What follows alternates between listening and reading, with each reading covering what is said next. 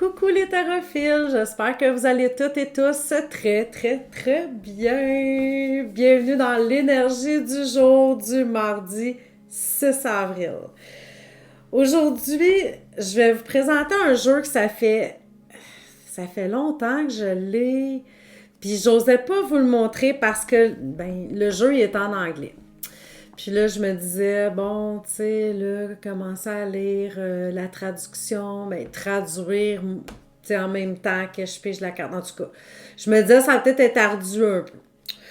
Puis là, finalement, je me suis dit, il est tellement trop beau, ce jeu-là, je peux pas leur montrer juste parce qu'il est en anglais. J'en ai déjà montré d'autres jeux en anglais avant. Lui, c'est parce que je vais vous montrer pourquoi.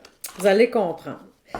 Parce que il y a bien d'autres jeux anglais. Vous dites, Annie, c'est pas la première fois que tu nous montres un jeu anglais, mais les autres jeux, habituellement, les cartes, on voit quand même une symbolique. Tu sais, on peut voir, comment je pourrais dire, on regarde l'image, puis on a une idée de quoi on parle aussi. Fait que, tu sais, on peut comme se faire sa propre idée. Mais ici, c'est toujours comme ça, comme kaléidoscope un peu, là.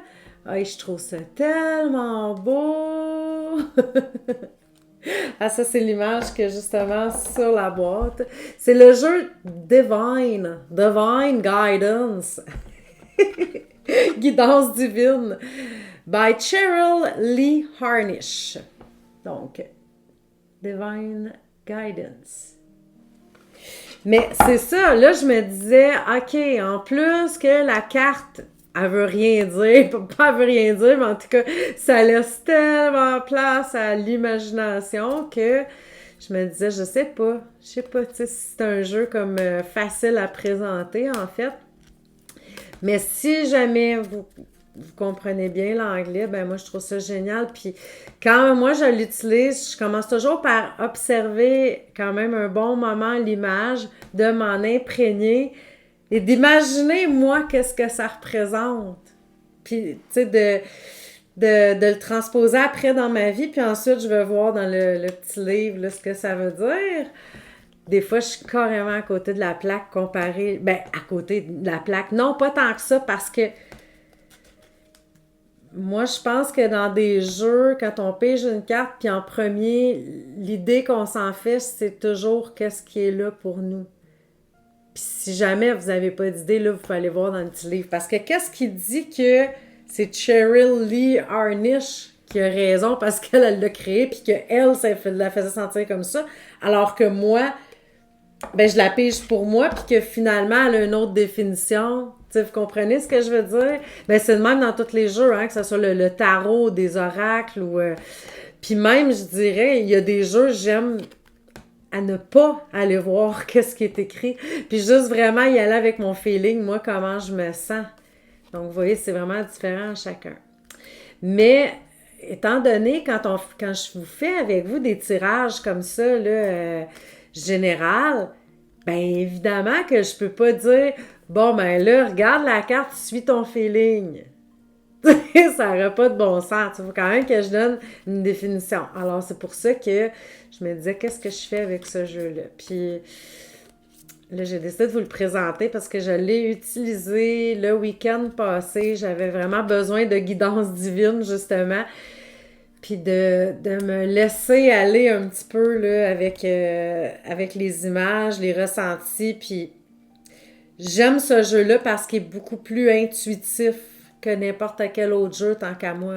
Il faut vraiment utiliser son feeling intérieur. Puis, ben c'est ça. C'est d'être aussi ouvert aux images, aux idées qui nous viennent, que c'est peut-être nos guides aussi, nos anges qui nous soufflent à l'oreille quand on regarde cette carte-là aussi. Il faut être ouvert à tout ça. Puis faites-vous-en pas, je suis une personne très rationnelle, mais il y a certaines choses que je remarque que c'est vraiment ça aussi, donc il faut s'ouvrir, faut garder le cœur ouvert. Alors, on va y aller dans l'ordre, là, 1, 2, 3. Ceux qui ont choisi la carte numéro 1, j'ai trouvé ça amusant parce que je me suis dit, est-ce que je présente ce jeu-là pour les raisons que je viens de vous décrire? Et la carte numéro 1, regardez à quel point elle est explicite. Tu sais, c'est un cœur arc-en-ciel. Il est-tu assez beau? Ah, moi, je le trouve... tu sais, j'ai envie de rentrer dans l'image. Il me semble qu'il goûte la barbe à papa. Juste de le regarder. Ben, cette carte-là, en fait, c'est d'apprendre à vivre dans le cœur, avec le cœur, que c'est l'une des choses les plus importantes de la vie, de se laisser guider par son cœur, de mettre de l'amour dans toutes les situations possibles et impossibles. Puis, on disait aussi que c'était le moment d'ouvrir le chakra du cœur. Donc, c'est sûr que si vous avez comme certaines techniques pour ça, ben go, allez-y, les choix numéro un. Et aussi, on parlait d'un exercice de respiration, d'inspirer l'amour. Tu sais, on s'imagine qu'on inspire l'amour. Puis vous pouvez même visualiser une couleur si ça peut vous aider. Donc là, vous absorbez l'amour, puis à l'expiration, on l'émane, on l'envoie autour de nous, sur qui on veut, sur l'univers en entier. Mais donc, on inspire l'amour, puis on expire en l'émanant. Alors moi, je trouve ça vraiment génial. C'est amour bord en bord, chakra du cœur, go. Vous pouvez même imaginer, hein, quand vous inspirez, que vous inspirez par le chakra du cœur. Ça peut être encore plus puissant. J'ai des frissons, juste à le dire. Wouh! Fait que ça, c'est les choix numéro un. On vit dans le cœur aujourd'hui. Les choix numéro 2. Je vous montre la carte. Peut-être essayer de vous imaginer 2 petites minutes qu'est-ce que ça peut vouloir dire, cette carte-là. C'est la carte de la célébration. Si on disait on arrête le travail, on lâche son fou, danser, jouer, crier. Mais là, on le voit avec le mouvement dans la carte. Hein? Donc, laissez-vous aller. Trouvez votre petit cœur d'enfant. C'est comme yes! Tu sais, de laisser aller le sérieux de l'adulte qu'on disait. Là, tu sais, on met ça de côté. Puis, c'est tellement... on est tellement là-dedans, puis... j'aimerais ça, moi, qu'on soit capable de célébrer la vie, de célébrer la joie, de célébrer qui on est, parce que c'est vraiment la carte de la célébration.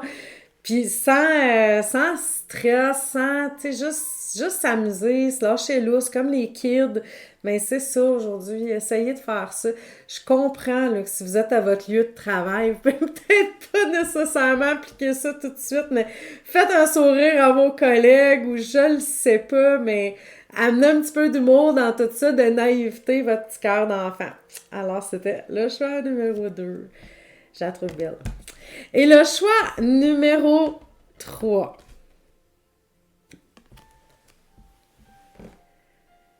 Le choix numéro 3 qui est la carte numéro 2 dans le jeu. C'est pour ça que j'étais comme, je regardais, je dis, c'est la bonne affaire. Vous savez comment je suis mêlée, moi, des fois, hein? Oh my God! OK, donc le choix numéro 2. Je vous laisse observer un petit peu la carte, puis imaginer, là, qu'est-ce qu'elle peut vouloir dire. Ce serait quoi l'énergie qui en dégage? C'est la carte illuminée. You're a shining star. C'était ça qui était écrit. Vous êtes une étoile brillante. Vous êtes né pour illuminer le monde de votre lumière. Accordez-vous la chance d'être qui vous êtes, de briller, d'illuminer de tous vos feux, de... Je me rappelle aussi, parce que je l'ai lu tantôt, mais c'était écrit de pas laisser gagner la voix de l'ego, pardon, ben de l'écho, ouais, elle peut être en écho, cette voix-là, puis c'est vraiment pas cool, mais d'essayer de laisser aller la voix qui nous rend gris, qui nous rend morne, qui fait qu'on n'a pas confiance. Parce que quand on illumine, c'est qu'on est soi-même. C'est qu'on est authentique. Puis souvent, ben, on essaie de rentrer dans le moule parce qu'on se dit, ben non, ça n'a pas d'allure, je peux pas faire ça comme ça. Puis là, ben, vous empêchez de briller. Vous empêchez d'être qui vous êtes, d'illuminer les autres aussi, là, de devenir une inspiration, en fait. Si vous commencez à briller, là, ben, ça va se répercuter sur tout votre entourage qui va se mettre à briller eux aussi. Puis là, va faire porter des lunettes de soleil quand on va vous croiser. Mais j'aime tellement, moi, le principe de ça, d'illuminer. Des fois, je me le répète, tu sais, Quand je me sens un petit peu grise, là, ben, attends, on va se frotter un petit peu, là, parce que là, je suis à l'état brut.